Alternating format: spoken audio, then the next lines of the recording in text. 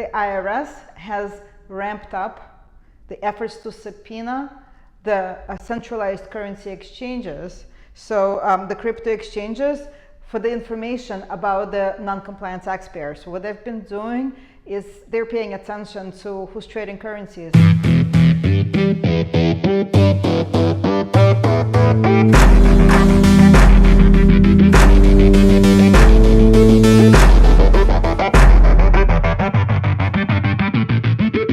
Hello and welcome to Freyman CPA. I am Angie Freyman, an enrolled agent, and today I will speak with you about cryptocurrencies. So this is a hot topic that we feel has been in the news lately and really has a lot of implications for taxpayers, and we would like to keep you informed about those. So to start off, let's look at what is the definition of virtual currency. So it's defined as a digital representation of value that's not real currency, such as the US dollar or another foreign currency that's owned by a state, that functions as a unit of account, a store of value, or a medium of exchange. Cryptocurrency, right here, is a type of virtual currency. So what distinguishes cryptocurrency is the fact that it's encrypted and that it's traded on distributed ledgers, such as a blockchain. So it's recorded into a distributed ledger, and that's how it's being kept track of and being kept secure with the encryption. Virtual currencies like Bitcoin, for tax purposes, are treated as property, so they're subject to capital gains, and that's been a long-held tax view for these. Basically, just like stocks or real property, any trades, any gains or losses on trades of virtual currency are going to be subject to capital gains taxation.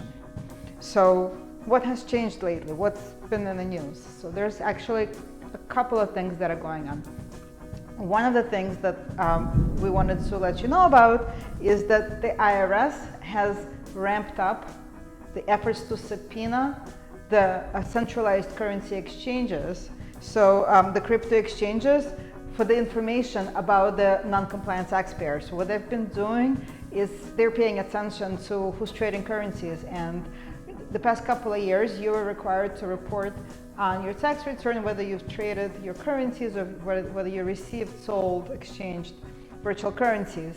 While not a lot of people are reporting it, not a lot of people, I guess, are being compliant. It's very easy to, whether on purpose or not on purpose, just kind of through ignorance, through not having easy access to that information, not providing information from virtual or cryptocurrency trades.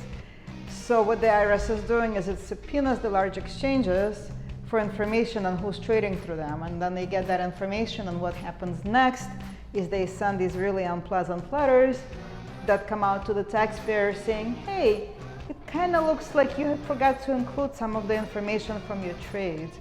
You have X number of days to correct this and amend your return to include your virtual trade gains or losses or transactions.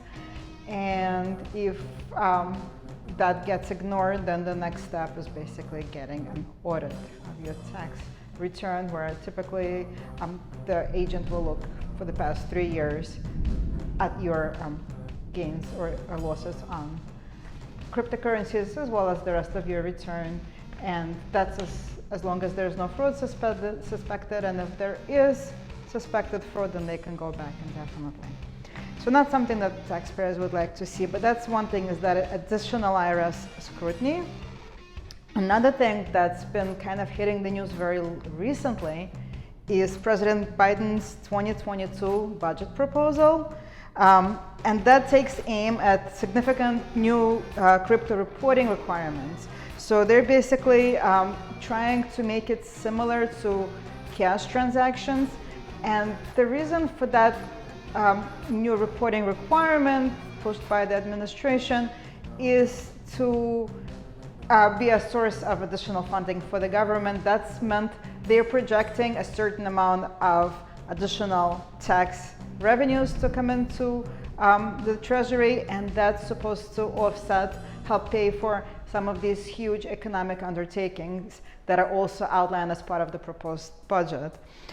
So also the US Treasury's new Green Book, released in May of this year, called for more comprehensive reporting requirements of crypto as well.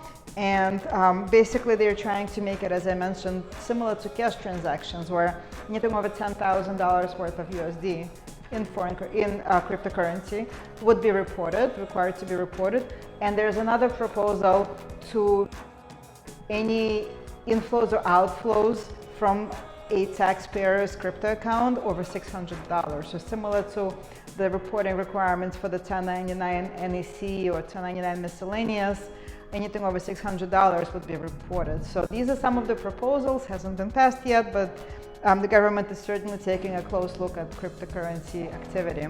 So it's even more important because part of this proposed new administration budget and bill is a proposal to raise the top capital gain rates from 23.8% to 43.4%.